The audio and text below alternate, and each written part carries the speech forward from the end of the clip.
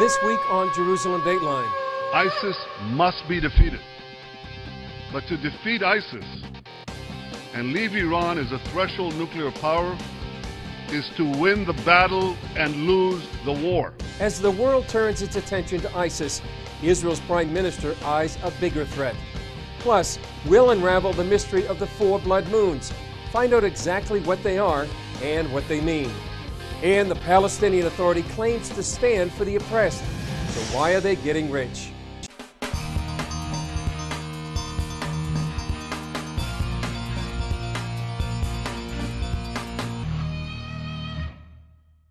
Hello and welcome to this edition of Jerusalem Dateline. I'm Chris Mitchell.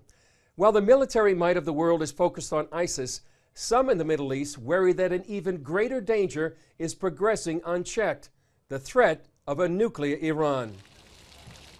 For the first time in years, much of the world and many Arab countries appear unified, this time against ISIS terrorists.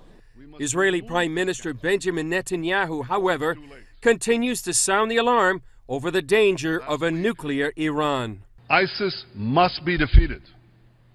But to defeat ISIS and leave Iran as a threshold nuclear power is to win the battle and lose the war.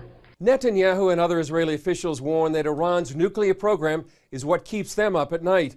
One official said that ISIS is a 5-year problem, but Iran is a 50-year problem. And I am here to tell you that Israel is deeply concerned. That concern, according to Intelligence Minister Yuval Steinitz, is about negotiations over Iran's nuclear program. The Iranians have shown no real flexibility on the 2 main issues. The issue of the centrifuge facilities, centrifuges for enrichment of uranium, and the heavy water reactor in Iraq. Steinitz also said Israel worries negotiators will end up with a bad deal. He maintains no deal is better than a bad deal. No deal means that you stand by your principle, that you are not giving up, that you are not sacrificing the future of the world, that you are not sacrificing global security, that you are not ready that what happened with North Korea will repeat itself after 1 or 2 or 3 years with Iran. And Middle East analyst Jonathan Spire comes back to the fight against ISIS and how it could ironically help Iran.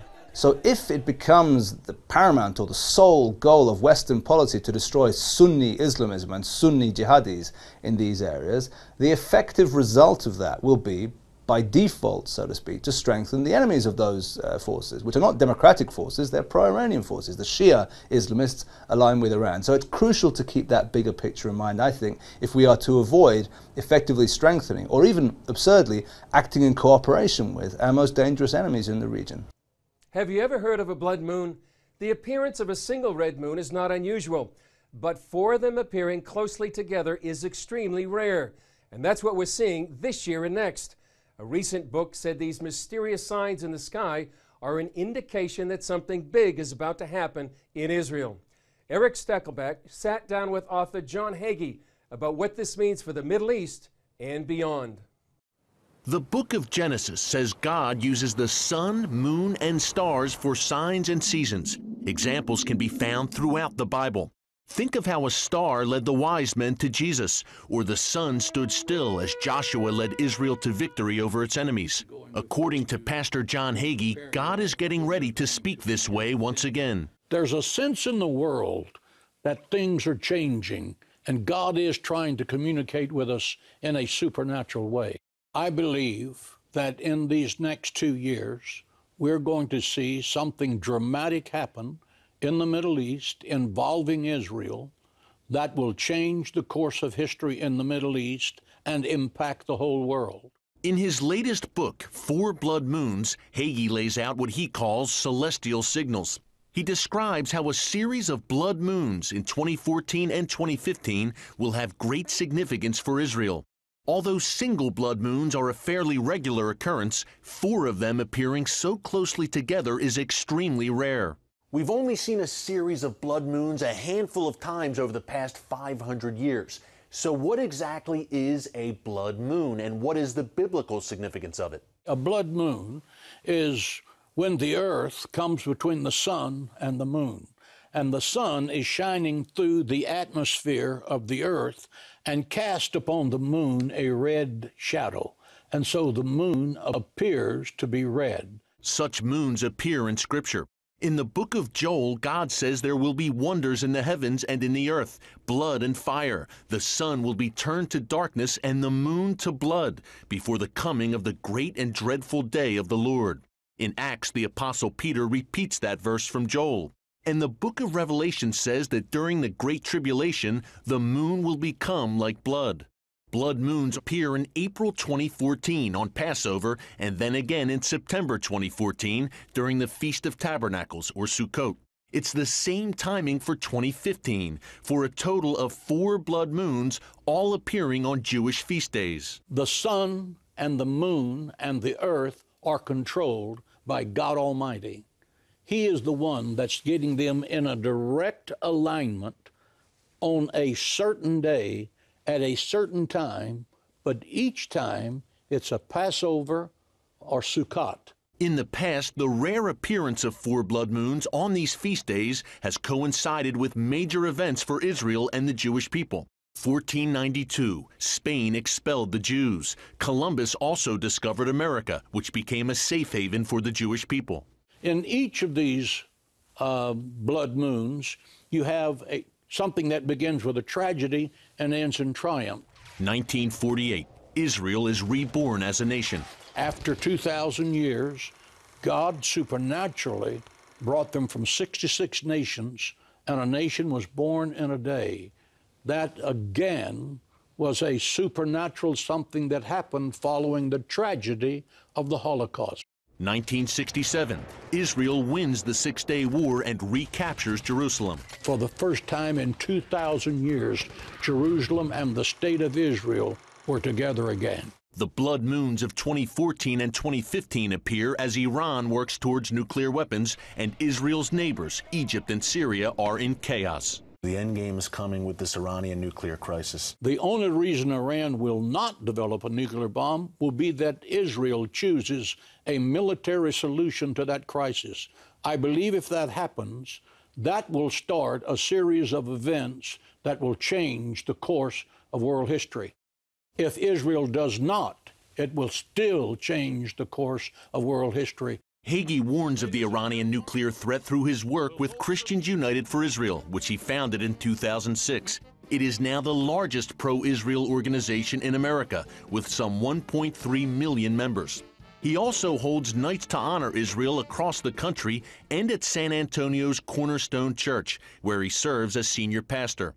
The first event in 1981 drew bomb threats and vandalism from anti-Semites. Yet Hagee continues his mission. If there was ever a time for the Christians of America to stiffen their spine and stand up and speak up, it's now. To see evil and not call it evil is evil. He says it's still unclear what the coming blood moons will bring, but he is certain of one thing. When all is said and done, Israel is going to prevail. The flag of Israel will be flying over the walls of the city of Jerusalem when Messiah comes, and it's going to be forever. And every nation that rises up in judgment against Israel, God will punish and punish severely. Eric Stakelbeck, CBN News, San Antonio, Texas. Up next, Palestinians oppressing their own people, and your taxes are paying for it.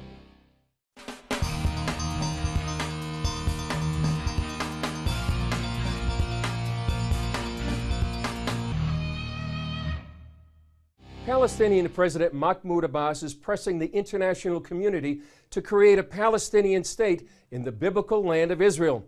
While some see him as the best partner for peace, Palestinian insiders say his regime is riddled with corruption paid for by Western tax dollars. Mahmoud Abbas has led the fight for Palestinians since the 2004 death of Chairman Yasser Arafat. In addition to leaving a leadership opening, Arafat left behind secret bank accounts filled with $1 billion or more in public funds and international aid taken from his own people. As Abbas, also known as Abu Mazen, took over, Palestinians hoped for change. When Abu Mazen came to power, he spoke about reforming the security services and the judiciary.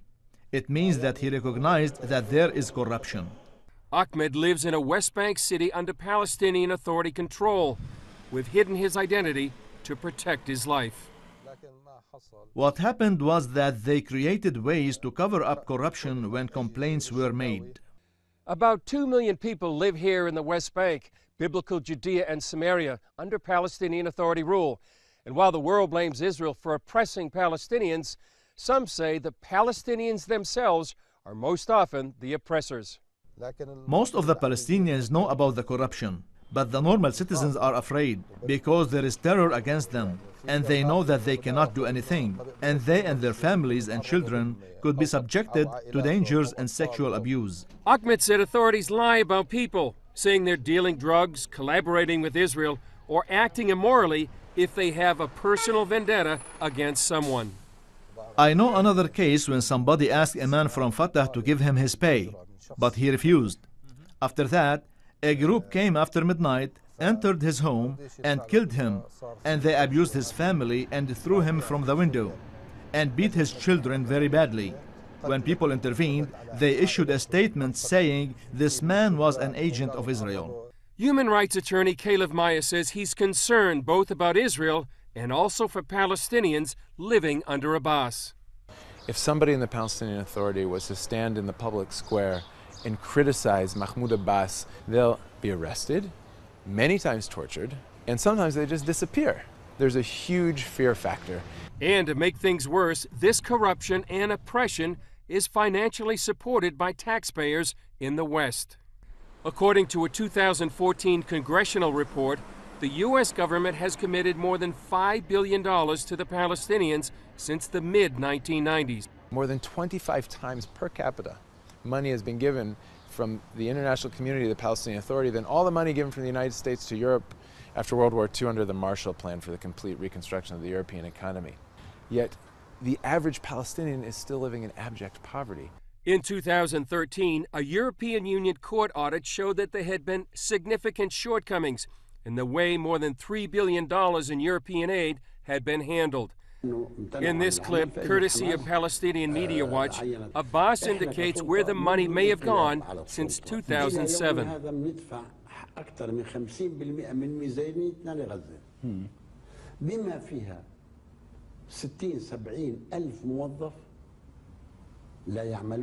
PMW says that's $47 million a month. Meyer says Palestinians are always pleading for more. We need this money in order to do things, to create industry, to build roads, to create jobs. Well, why is that not happening? And so it's not just where the money is going, but it's where it's not going to that I think the West needs to get on top of. While Abbas is blasting Israel and pushing hard for recognition of an independent state, some are saying it would only be a disaster. Coming up, a Middle East expert analyzes the growing threat of ISIS and radical Islam.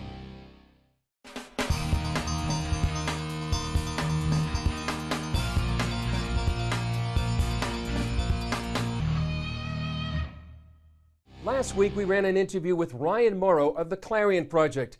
Here's our second installment about his views on the growing threat of ISIS and radical Islam. The most powerful recruitment tool of ISIS is the fact that they can argue that they were successful.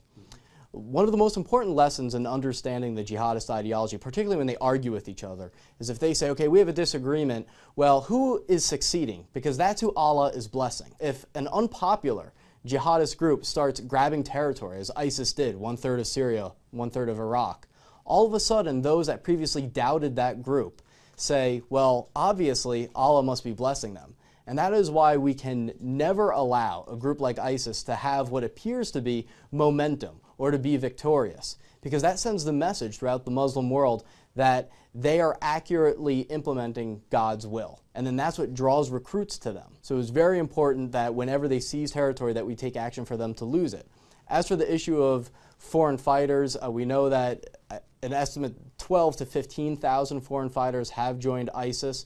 In terms of the Americans, the estimates are somewhere between 100 and 300 have gone over to Syria to either join ISIS or another jihadist group. So that's obviously a very big threat. There was a Democratic congressman that said that 40 Americans that were linked with ISIS overseas have already come back to the United States. But what I'm most concerned about is the lesson that the Muslim world is learning from ISIS's success.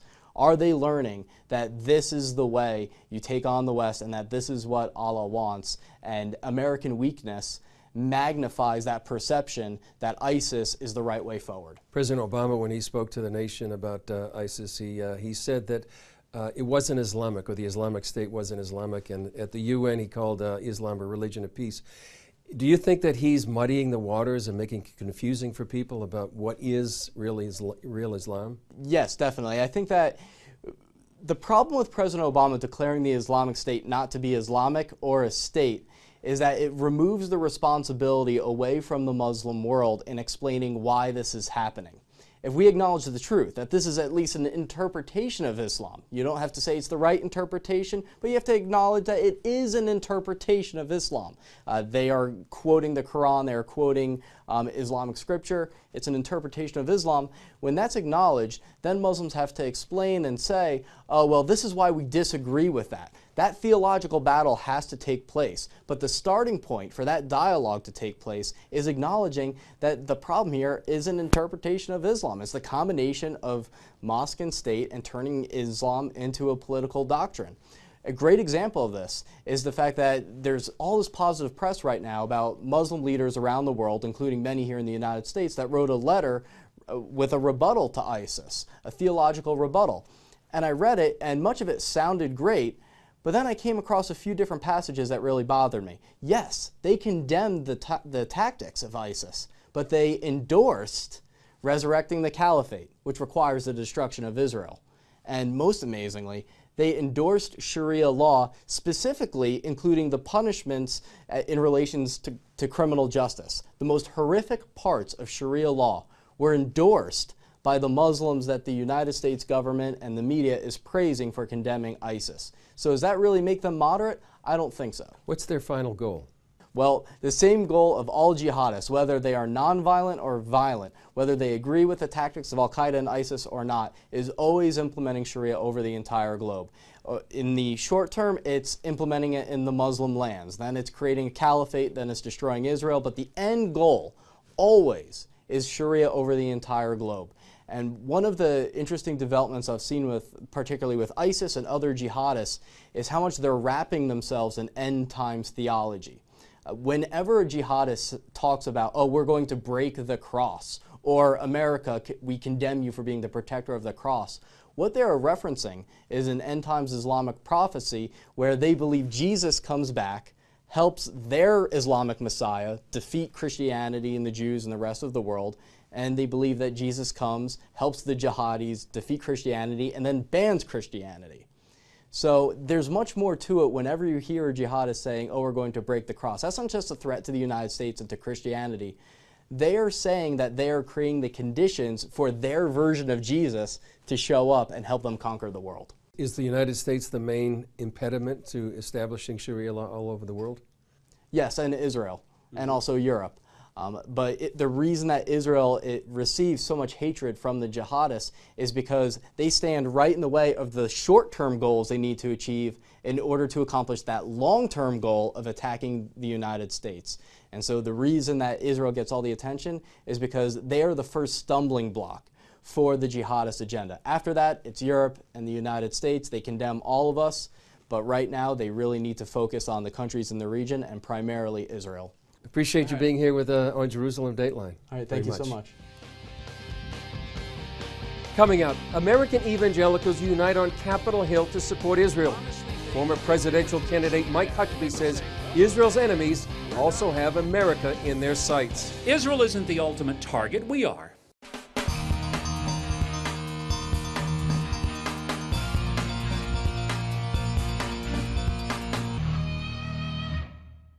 American evangelicals are showing their support for Israel. Recently, former presidential candidate Mike Huckabee and the group Concerned Women for America joined forces on Capitol Hill to sponsor the Stand With Israel rally. Paul Strand brings us that story. The president of Concerned Women for America explained this rally was birthed when she was in Israel and realized why it's important to support Israel today as it faces enemies who want to wipe it out. She asked herself then if she would have supported Jews during World War II when they also faced the threat of extinction. If I had been alive during the Holocaust, what would I have done? Would I have been one of those people, one of those Christians who just turned away and turned a blind eye to the evil that was right before me? Showing support for Israel isn't just taking an altruistic stand, because those here were quick to point out that the enemies who would destroy Israel first are completely ready and dedicated to turning around and destroying America next. Former Republican presidential candidate Mike Huckabee said he believes God will save Israel from destruction. But ISIS, Hezbollah, Hamas, and Iran still want to destroy it, and he warns they wouldn't stop there. You honestly think that if they were to achieve that they would say, well, that's it, we're done? Israel isn't the ultimate target, we are. CBN's terrorism analyst Eric Stakelbeck agreed, pointing out that Iran will have intercontinental ballistic missiles by 2015, and it could use those missiles to target America. Israel is the little Satan, a bump on the road to the great Satan. Us, their words, not mine. Concerned Women for America wanted to show there are also many young concerned women for Israel.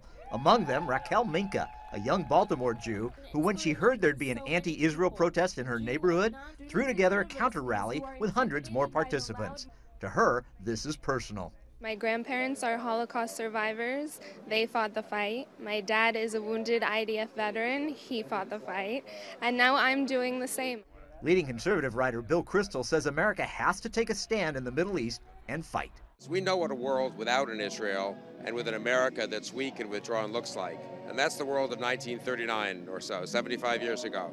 And that's a world that leads to a world war, and that's a world that leads to a Holocaust. Paul Strand, CBN News, Capitol Hill. Finally, this week in Jerusalem Dateline, this month, hundreds gathered here in Jerusalem and millions around the world to pray for the peace of Jerusalem. The 13th annual Day of Prayer for the Peace of Jerusalem brought both Jews and Christians together to pray in what has grown into a worldwide event. God TV broadcast the prayer meeting to 190 nations. We're here today because Jerusalem is really a city like no other. And people often don't understand that what happens in and around this city impacts the nations of the world. Everyone who is concerned with the future of our planet needs to be concerned with what happens in Jerusalem and with praying for the peace of Jerusalem, which is the key to peace for all the nations. Thousands of churches around the world also participated in the prayer meeting that encourages people to follow the command in Psalm 122:6. Pray for the peace of Jerusalem. May they that love you prosper. We'd like to encourage you to pray for the peace of Jerusalem. Well, that's it for this edition. I'm Chris Mitchell. We'll see you next time on Jerusalem Dateline.